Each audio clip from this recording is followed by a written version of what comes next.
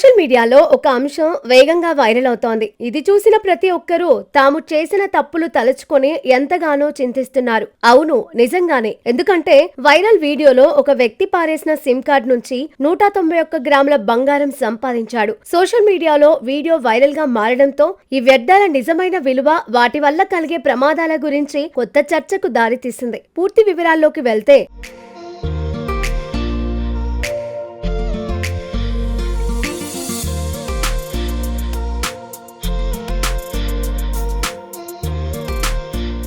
సాధారణంగా మనం పాతవి, ఉపయోగించని వస్తువులను పారేస్తూ ఉంటాం లేదా స్క్రాప్ డీలర్లకు ఇచ్చేస్తాం. కానీ పాత సిమ్ కార్డులను ఉపయోగించి బంగారాన్ని వెలికి తీస్తారని మీకు తెలుసా? అవును, ఇక్కడ ఓ వ్యక్తి పడేసిన పాత సిమ్ కార్డుల నుండి 27 లక్షల విలువైన బంగారాన్ని వెలికి తీశాడు. ఇటీవలే అతను 2 టన్నుల ఎలక్ట్రానిక్ వ్యర్థాలు, సిమ్ కార్డులను రసాయనికంగా శుద్ధి చేసి దాని నుండి 191 గ్రాముల బంగారాన్ని సేకరించినట్లుగా చెబుతున్నారు. దీని విలువ మన భారతీయ కరెన్సీలో సుమారు 28 లక్షలు ఉంటుంది. ఈ వీడియో చూసిన నెటిజన్లు అతన్ని ఆల్కెమిస్ట్ అంటూ కామెంట్స్ చేస్తున్నారు.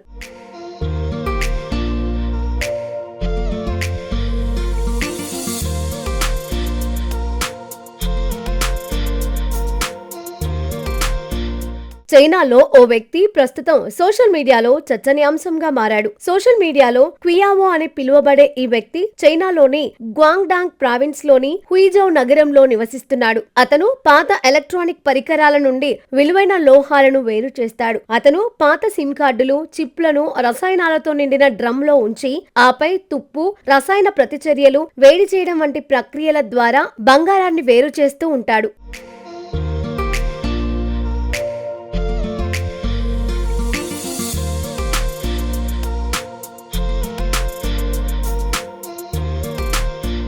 క్వియావో ప్రకారం సిమ్ కార్డులు కొన్ని కీలక భాగాలు బంగారంతో పూయబడి ఉంటాయి. తద్వారా అవి ఎక్కువ కాలం మన్నిక కలిగి ఉంటాయి, తుప్పు పట్టకుండా ఉంటుంది. ఒక సిమ్ కార్డ్ సాధారణంగా 0.001 గ్రాముల కంటే తక్కువ బంగారం కలిగి ఉంటుందని ఆయన అన్నారు. సాధారణ సిమ్ కార్డులో బంగారం చాలా తక్కువగా ఉన్నప్పటికీ పెద్ద మొత్తంలో ఎలక్ట్రానిక్ వ్యర్థాలను సేకరించడం వల్ల అధిక మొత్తంలో లభిస్తుంది. కేవలం 4-5 సిమ్ కార్డులతో బంగారం దొరకదు. సుమారు 2 టన్నుల ఎలక్ట్రానిక్ స్క్రాప్ ను ప్రాసెస్ చేయడం ద్వారా తాను ఈ బంగారాన్ని వెలికి తీశానని, ఇందులో సిమ్ కార్డులు మాత్రమే కాకుండా టెలికాం పరిశ్రమలో ఉపయోగించే ఇతర చిప్పులు కూడా ఉన్నాయని ఆయన వివరించారు.